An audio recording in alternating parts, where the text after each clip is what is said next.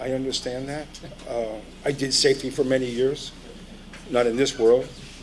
But I just wondered, Neil, or you knowing around the world, that you get a 6-foot piece of conduit, 8 foot wide or whatever, shoot it underneath and force people to go like that, especially the younger ones or the drunk ones. So, Tunnels present other well, yeah, well, challenges. we put some lights in there. I'm an electrician, so. I just wonder that, I'm done. It just seems, with the upfront cost, they will almost be mandated eventually because of accidents and warnings and. Excuse me, when we're talking about safety, it's always a tough conversation, of course, because there's always the history of things that have happened before, and of course our hearts goes out to folks that have experienced loss because of safety issues, and not just here but around the world. So that's where we start. So it's always an emotional conversation as we look to have these discussions. In regards to our system, how many open systems similar to ours exist? I mean, as Director Asman was mentioning, there's numerous types of systems that are out there.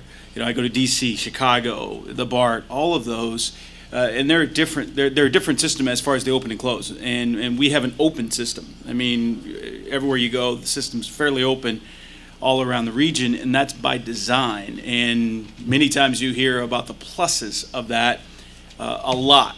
What challenges does that propose? And if there aren't very many open systems out there, and again, the safety innovations then do take time. There are many open systems. Actually, when you were speaking, I was trying to rattle them off in my head as to how many. I would venture that there are at least 15, 18, maybe more, and there are more coming. From an open station situation? Yes. So Calgary Transit, San Francisco, San Jose, Sacramento, San Diego, St. Louis, Baltimore, Charlotte. I can't name them all. So we're not Arizona, Phoenix. We're not quite unique in that design. No. And so we've got partners in looking at the innovation of safety features. Yes. Both us and other systems that exist. Yes. And of course, I would imagine that we share at some point. Well, that's the beauty of the Transit Cooperative Research Program, is that that's where a lot of the sharing occurs, and then the sharing also occurs on National Forum. At one time, the American Public Transportation Association had a subcommittee on studying these types of issues. I was the chair of that committee. So it's an ongoing dialogue over and over again. I participated in a peer review of Denver RTD last year, where they were opening a new light rail line that is open. Denver is the one I forgot as well. Utah, Salt Lake City. And we suggested many of these types of improvements. They did not incorporate this into their design. So it's all still work in progress. That's why I'm saying I think that in many respects, TriMet is the leader in some of these things. TriMet was one of the very first agencies to implement the overhead sign warning of approaching train for the motorist. That had not been done in other locations or other cities. So, but we also learned from them. There were some things that were done in Calgary Transit that we adopted in our design criteria. So it is a learning experience. Thank you. I just have a follow-up. I'm curious as to if they don't have anything that we're doing now, what is their safety measures that they have? Just briefly. I'm sorry. That if it's an open system as we have, and that we're on the cutting edge of incorporating these kinds of things. What Denver did not have in their design was the channelization and the orientation of the pedestrian towards the approach of a train. So that was something that they learned from TriMet. People, go ahead. In lieu of the subject coming up about the Title VI program. Could those signs be bilingual? Can they be bilingual? Sure. Okay. It's a matter of size of the lettering, Yeah. availability of space to put the added signs. But typically, the MUTCD, the Manual Uniform Traffic Control Device the Manual Uniform Traffic Control Devices dictates the type of signs, and those are not bilingual signs. And these types of signs are in the Manual Uniform Traffic Control Devices. That doesn't mean they can't be. Just looking ahead, the demographics are going to change in the state of Yes, Oregon. yes. So I'd rather be ahead of it than behind. Thank you. Other comments from the board? What I'm seeing, there's a great deal of interest here. I see that Darla, you signed up for public testimony. I don't know whether this is where you wanted to testify.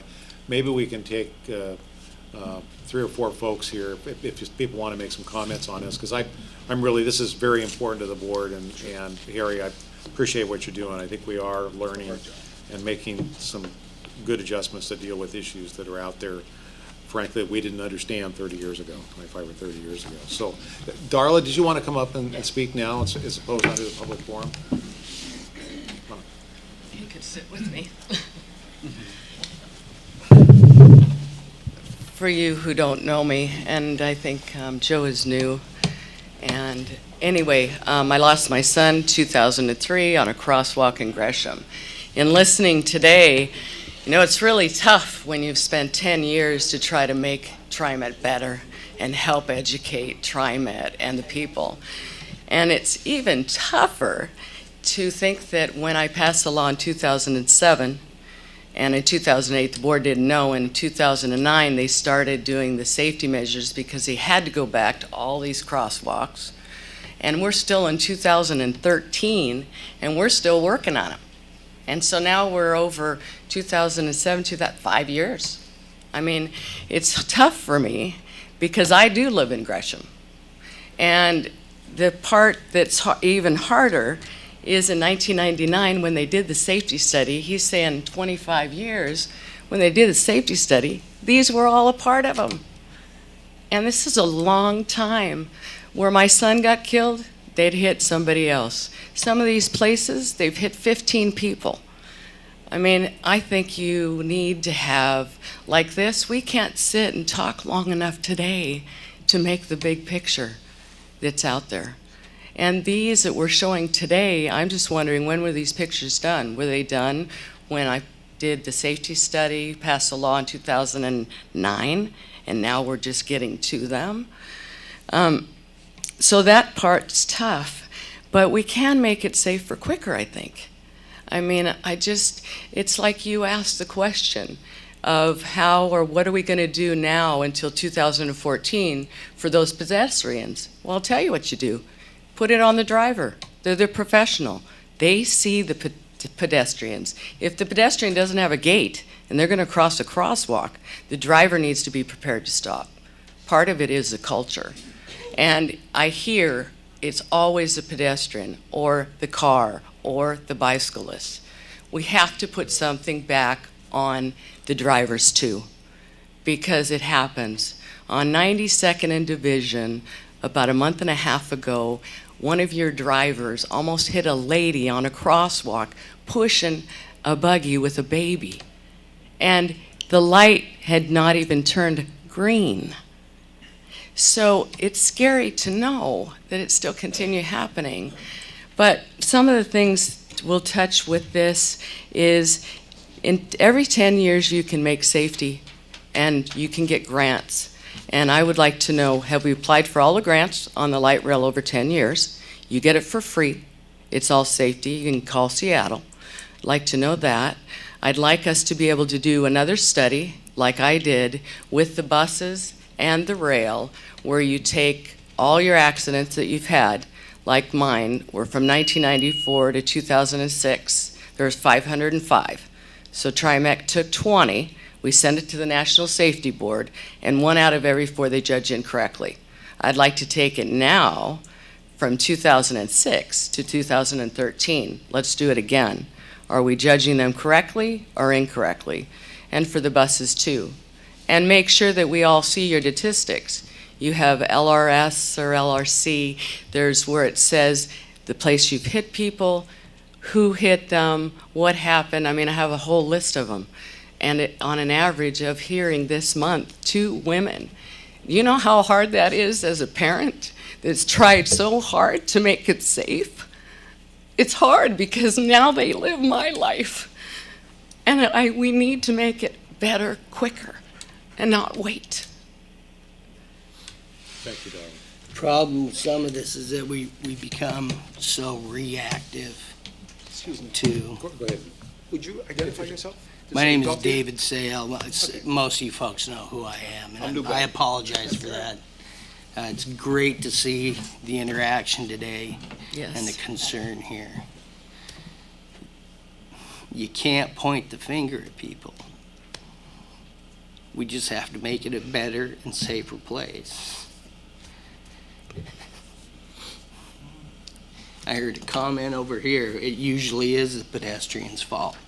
Let's take this away. If we review some of these pictures, it's common sense to know when you're putting pedestrians in a position where they have to cross railroad tracks diagonally, that puts them on that track for a longer period of time. Safety engineers have known that for years. It's no new information. If you put a pedestrian, and if you look in all of your upgrades, which hats off, Harry, nice job. Keep doing this. Spend our dough here. You got an extra $100,000 in the grant program. Let's put it towards the crossings. Because the reality of, if you put them more parallel, they're on that track system a lot less time. It takes them off of it. So that's why if you see in most of these, most of the new crossings, it puts them they're crossing the track in a more directional way, and it gives them a place to go. The biggest problem is now we're being reactive to all the stuff that was done 25 years ago. We weren't in the mindset that pedestrians are going to get hit. There's not as many back then, of course. They're new lines. There's no incident. There's no statistics saying that. So granted, we do have to be reactive in that sense, but let's be proactive in the new construction sense. Let's plan for this. So we don't have to adjust what we've already built. That's the big deal. And I've been across the United States. I've dealt with hundreds of transit agencies nationwide. If I go to a APTA meeting or a board meeting, they know who I am. That's no surprise.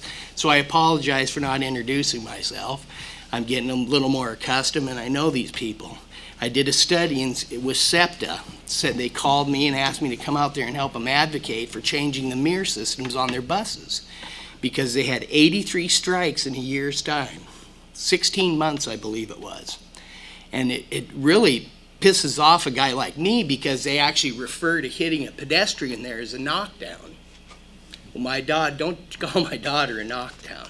So, of course, I have to adapt to that, as well as adapting to the very commonly used term of under the bus, because that's where my daughter died. So we have to adapt. We have to stop being so damn reactive and continue to be proactive. And again, hats off to what I've seen. You're heading in that direction, but let's be more proactive. And I'll say it like I always have. Let's stop reviewing and start doing, because we already have a lot of this information. You look at that past information, the tests, the studies that Cleveland's done on mirrors, and you guys are still buying buses with mirrors in the same position that just paid $2 million in a lawsuit. I mean, come on, let's not keep doing that. How much do you think it'd cost you to retrofit all those buses with the proper mirrors? Not $2 million.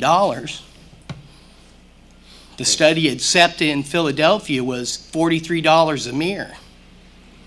The study in Cleveland, when they retrofitted their buses with the advanced style or even lower what they had. But let's stop buying buses with the same mirrors and the same mirror configuration. You think? I mean, let's go back to some common sense here and stop reviewing and start doing. And invest our money that way. Invest these guys' money that way. I don't even live here. I throw money into your economy when I come and entertain myself here, so I do have a little bit of say, and my daughter died entertaining herself in your city. So, please, please, she's been at it for how long? And you're still 10 years. reviewing hers. And I know you guys haven't, and I'm just trying to say, you guys can start pulling the punches, and we need to start pulling the trigger on this stuff. Thank you, Bo. Thank you. Just one more thing that will help, and you have to think about this. You have two trains now. You have the new and the old. Now, these trains, I believe, and correct me if I'm wrong, their doors open in different places. If we go to the new trains, where the new trains have the cover in the front, so that when you hit a pedestrian, it doesn't suck them up underneath like my son, we use the new trains. You set it up on your stations, so that you've got a railing and you've got an opening for where the train is. Then you're even safer at your stations because people can't fall off or a child won't run in front. So go to your new ones. That's going to only save lives in many different ways.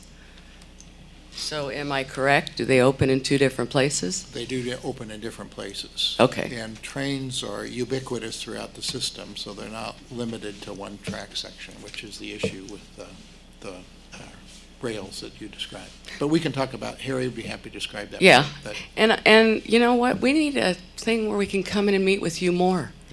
If not you, let's make up a safety system so that we can come in and more public people. There's a lot of people out there living our life, and we want to help. We want to make it safer, or we wouldn't spend as many years as I have and he has. Well, and the only thing I want to close with is, we're not talking about just our families that have been affected by this. You're talking about all the operators that have had to go through it.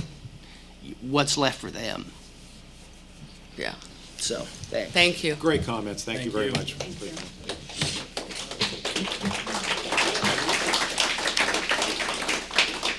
All right, I'm going to move this along here. Let's go to the Powell Division Transit Project down later. So, Mr. Board President, members of the board, as Alan comes up, new lingo, a new set of acronym, BRT, for you, which is Bus Rapid Transit. And it is a new consideration in many of our high-capacity transit studies, and it is a flexible mode, and Alan later will show you why. Thanks, and Mr. President, members of the board, thank you. Please give me a signal if I'm taking too long, because I know we're running long. What I probably need to ask you to do for this is to put on your future glasses, because we're talking a number of years out. This is sort of beyond when we've restored our service and we're back into expansion. These kinds of projects, even a relatively nimble bus rapid transit project, takes a number of years to develop, and we're in the absolute first stages of looking at this Powell Division corridor, which I'll describe a little bit, just to give some context of why we're even talking about this at this point. So what I wanted to hit on here was just talk a little bit about how it fits in the regional priority and how it would fit in TriMet's system overall. The two cities, Portland and Gresham, the efforts that they're making in advance of this, the great destinations in the corridor and why we see this as a place with great potential, and then just a mention of the next steps coming up. So the first item, looking at how it fits in the regional corridor and in the regional priorities and how it fits within our system. A few years ago, Metro, representing the region, adopted the Regional Transportation Plan. It included a high-capacity transit plan, and there were 3 corridors identified as having very high potential in sort of the next few years to look at. The 3 are the West Line here, which of course is now operating, and we're simply monitoring the effectiveness of that line. The second is the Southwest Corridor, which actually performed the best of the 3, and that, as you've seen with a presentation, I think, from Dave Unsworth a few months ago, is underway and currently looking at a bus rapid transit with exclusive right-of-way or light rail potential moving forward. The third is this Powell Division corridor. And how does that fit into our system? Here you can see our existing MAX system and the WES and the lines that are either under construction or in engineering. And you can see how it creates another line, another high visibility, high capacity line on the east side, and starts to create something of a grid.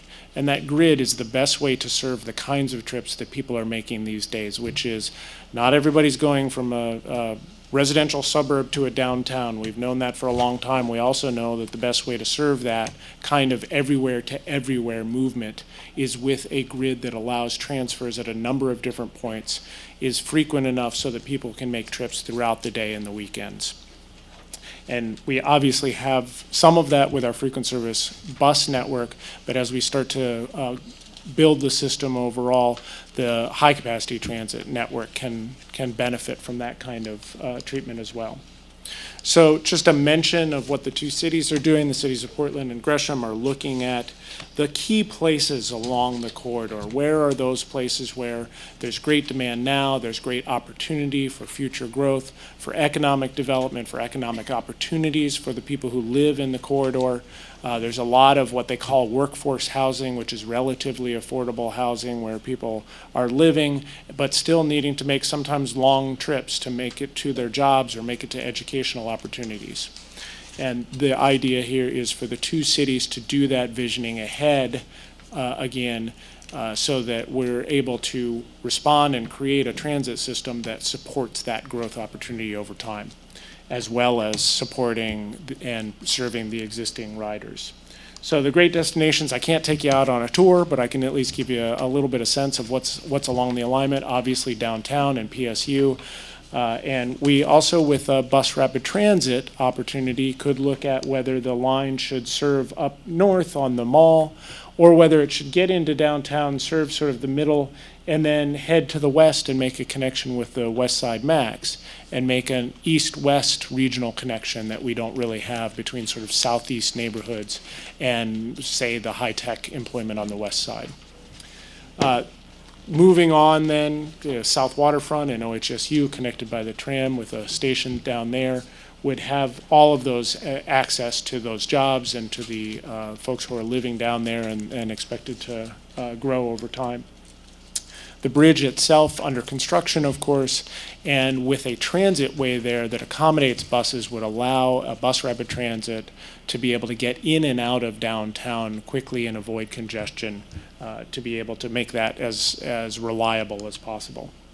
Moving on through the southeast neighborhoods, then we come to PCC Southeast, which is Portland Community College's newest full-service campus. It's the fourth in the system, so it begins to provide the same levels of kinds of service and education that Cascade and Rock Creek and Sylvania do. Two neighborhoods to kind of focus in on, there are a number of neighborhoods along the way, but two to focus in on: the Jade District and the Midway area on Division, places that there's a lot of focus in on and a lot of opportunity for economic development, new jobs and new housing in those areas. And then a number of places in Gresham, from the Civic Neighborhood, downtown Gresham, the Mount Hood Community College, up on Stark is the largest hospital in East County, and potentially even Gresham Vista, which is a large, ready-to-be-developed industrial and employment area just north of Stark Street. So you can kind of see in terms of the destinations along the corridor what an opportunity there is here. There's also high ridership already on our existing frequent service lines, with about over 9,000 boardings on the Line 4 Division and close to that on the Line 9 Powell.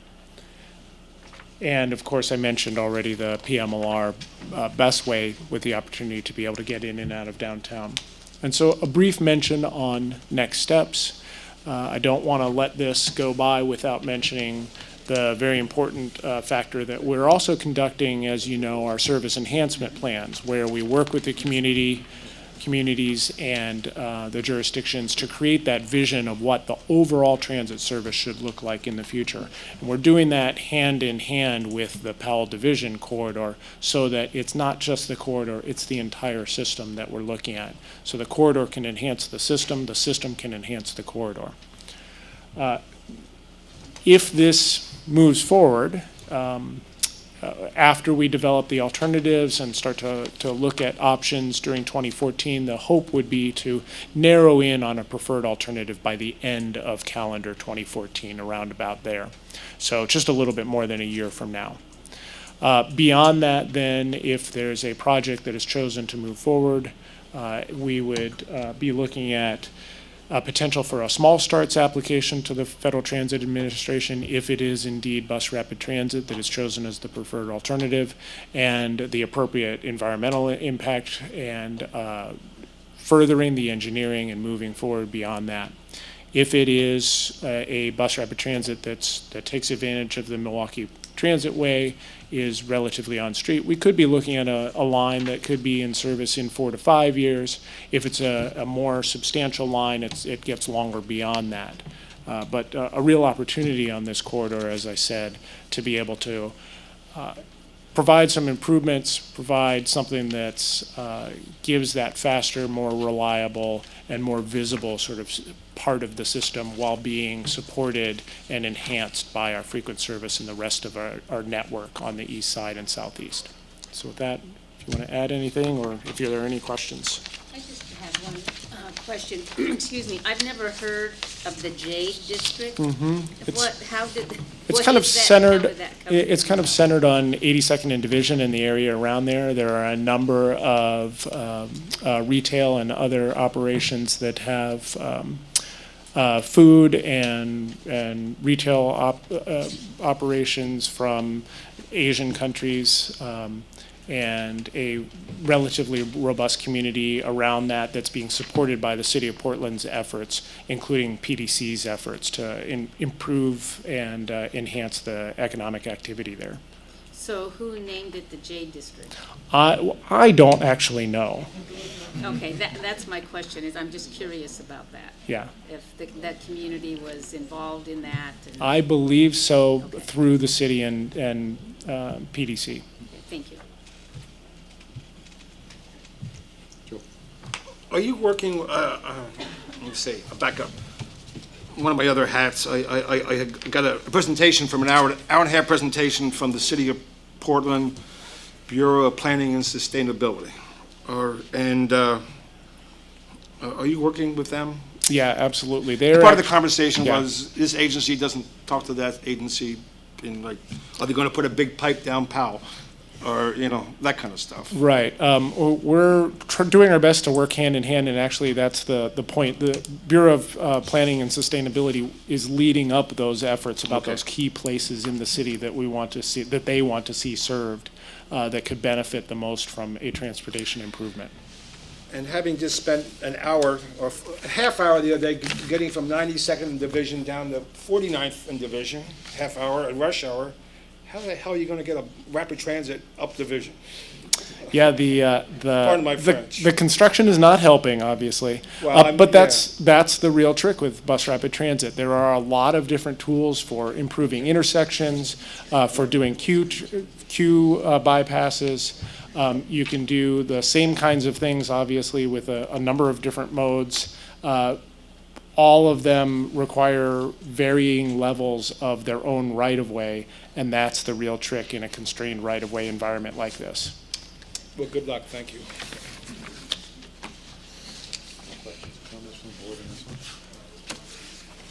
Thank you, Alan. Great, thank you. Yes. All right, so let's move on to the consent agenda. And we have only one item on the consent agenda, which is the approval of the board meeting minutes from our meeting of October 23rd, 2013. I hope the board's had a chance to review the minutes. Is there any comments or corrections we need to worry about? If not, then is there a motion to approve the consent agenda and those minutes? So moved. Have a motion? I'll second. I have a second. Any further discussion? All those in favor then of the motion to approve the consent agenda signify by saying aye. Aye. Any opposed? Any abstentions? Hearing none, the motion is approved unanimously. Let's move then on to the first resolution, which is Resolution 13-11-67, which is adopting an accountability policy. Mr. Board President, members of the board, J.C. Vanetta will help us here with a little walkthrough that I wanted to do, a little demonstration, but the resolution before you does adopt an accountability policy. It's what Jana described at the retreat, and actually what we wanted to do this morning was preview our Accountability Center website that we want to make very accessible to all of our constituents and users. Upon the board's approval, we'll launch this website, and it will be available at tremet.org, as J.C. will show you later today. And I would just note that this is amongst the efforts that we have underway to expand our transparency, to better inform the public about our business and make it easier to find key information. Much of this information was available prior on the website, but what we've tried to do is organize it so that it's easy, a couple clicks away from any user, so it's much easier to find and much more organized. And as we click on the actual website, you begin to see the Accountability Center there circled, and if you click on that, you begin to get to a very detailed list that begins to demonstrate where all the documents can be accessed from on the website. And I might note that this all started, of course, partially with the Public Records Review that you also heard a presentation on early. And I wanted to note that we do currently meet or exceed all of the state law-related transparency and disclosure requirements, but what we wanted to do was really provide easier access to all that information, and that's what the Accountability Center on the website is really intended to do. It has on it all of our key important information. New to that, though, will be our agency's checkbook register, essentially. There'll be our pension and OPEB, other post-employment benefit calculations and actuarial reports. There'll be the meetings from the Board of Directors meetings and the approved policies by the board, and that's just to name a few. And so I would also note that this is always a work in progress. So what we'll be doing is continuing to review what information should and can be added to the Accountability Center. And part of that, and part of the key to this resolution, is the establishment of a committee that I would form and that you would appoint a board member to review and update this on a regular basis. So we do not sort of see this as one finished product, but something that needs to be modified and improved over time. So we think this is a great step to transparency, and I think the resolution would continue our commitment in that regard. The resolution also directs me, I should note, to investigate new technologies to permit remote access to board meetings.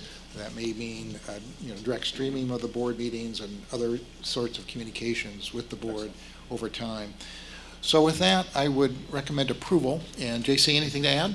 Nope. Okay, great. Any questions? Questions or comments from the board? We do have one person like to testify. Yes, Director Prosser? Yeah, I do have one question. As I remember the discussion when Jana was presenting this, we talked some about a requirement for this committee to make regular reports to the board. Yes. And I didn't see that in the resolution, and I'm just wondering how we're handling that. What we would do is, because I don't anticipate that this committee will meet, for example, monthly. It's Right. a couple times a year, I think, to review where we are and what other recommendations or enhancements we can consider. So at the conclusion of those meetings, we bring a report to the committee, just like we do the other committee reports from board members. Okay. So we don't need to do anything formal in the resolution? I don't think so. I think we'll get the committee, this will establish the committee. I'll ask a member of the board to be the representative on that, and I think we'll let that representative decide how quickly and regularly they want to report back to the board, and the board can obviously give them their input then. So, Okay. you okay with that? Yeah, I just have reading over this last night and then today again reminds me of what Director Esmond said about it talks about inclusion is important to public participation, but we don't talk about folks who are English language learners, those kinds of things. So how will we assure that all folks have the opportunity to participate? So I think that is something that we need to talk about. So I guess my question is, how would we do that if we move this forward today? Well, first off, I guess the threshold question is, do we want to create a committee and move forward on this? And so I guess we'll see on that shortly. But I would suspect the committee needs to engage on that very issue. I think that's a very, very worthwhile and discussion that needs to be held right up front in terms of how you get this information that we're now putting on the web to other folks, and how are they going to be able to access and understand it, right? Yes, I would ask that either Martin Gonzalez, who does this, as well as John L. Bell, participate, or either or, to make sure that we are moving forward with that. Good those comment. kinds of things. Good comment. Okay. All right. Let me ask Al Margulies to come up. I wanted to speak to this issue. Yep. Please.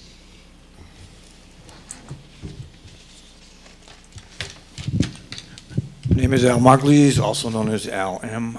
I'm a blogger, and I personally am very happy to see something like this before you, because me and that gentleman right there with that camera have been doing your job for the last 5 years, making these meetings public.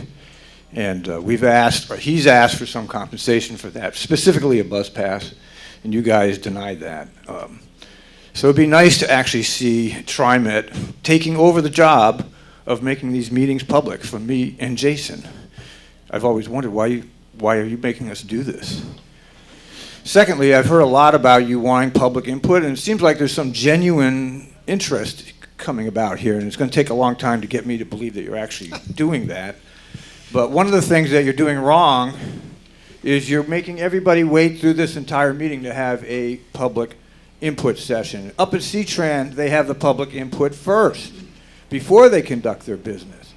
Here, you close the meeting, and then you decide you want to hear people speak, and some of you aren't even able to stay here for the public testimony. I think it's the most insulting thing you can do is walk out in the middle of a public testimony, because what you're saying is we don't give a damn what you people think about things, because we're going to do it your way. So you need to reevaluate your methods for taking the public testimony, because most people here don't want to sit through these 2-hour meetings. They're not exactly exciting. So I think you need to look at that closely. Anyway, you also need more seats. There's not enough place for people to sit in here. If you want public participation, you have to have an atmosphere which is inviting. Allowing people to speak before the meeting, I think you'll learn a lot more, and you'll have a lot more people speaking to you. So anyway, I'll congratulate you. Please get these things on the internet so I don't have to do it anymore, and Jason will be free finally. Okay? Thank you. Thank you, Al. Thank you. All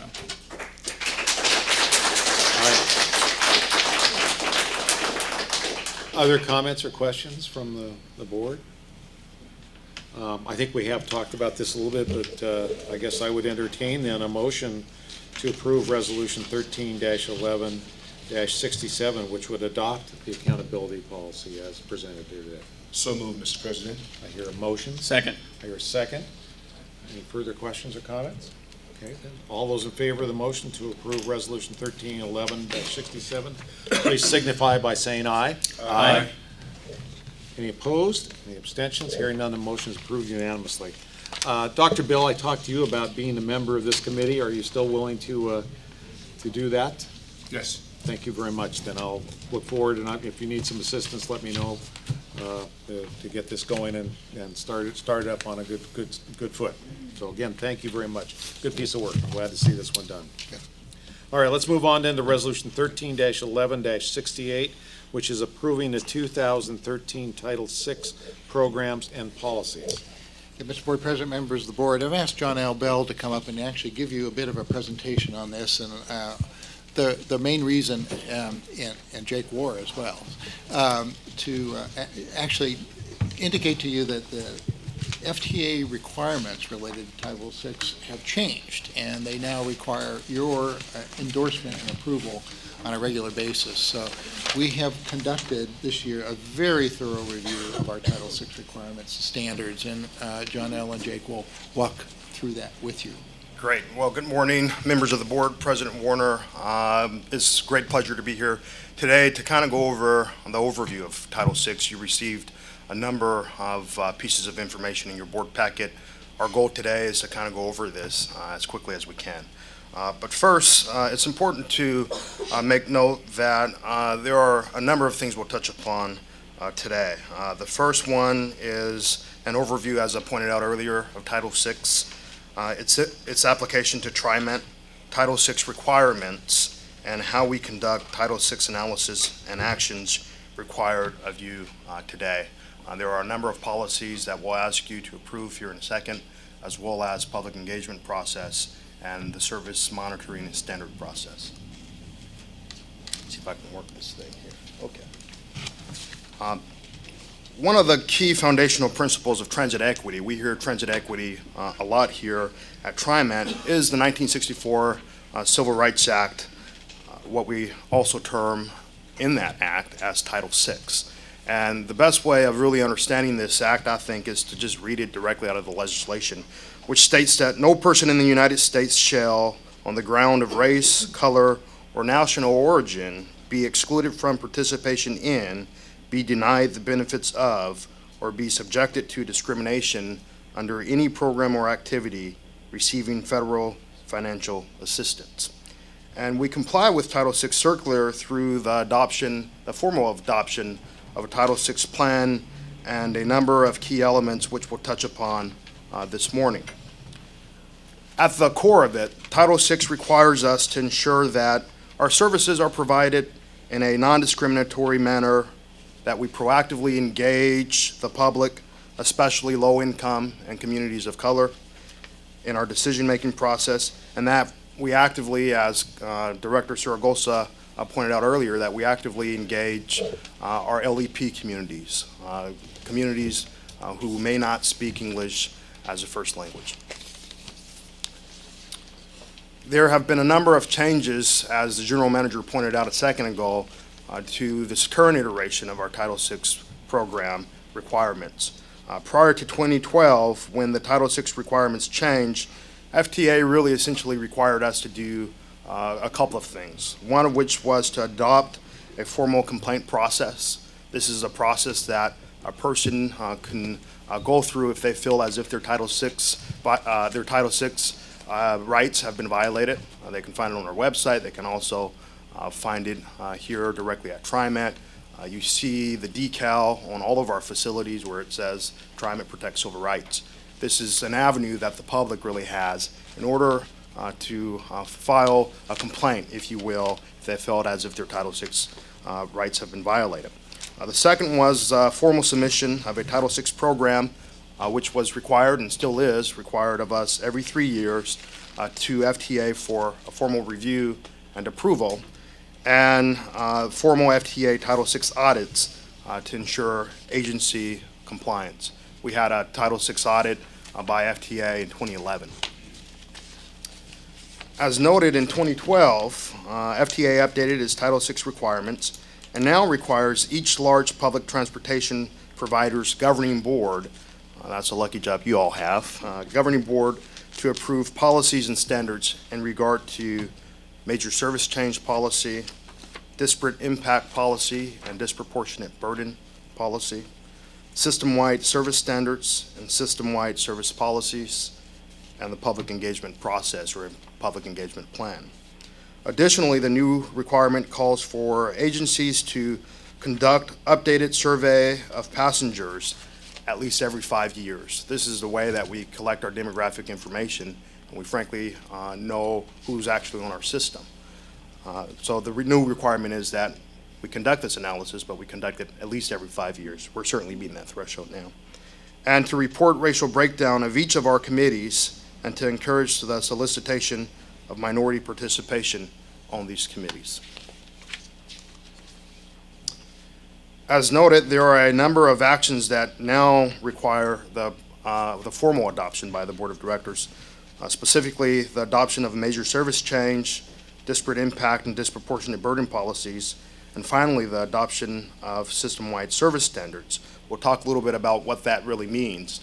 And frankly, to the public as well as to you, don't blame us for the names of these things. These come directly from FTA. Imagine try explaining disparate impact to the broader public.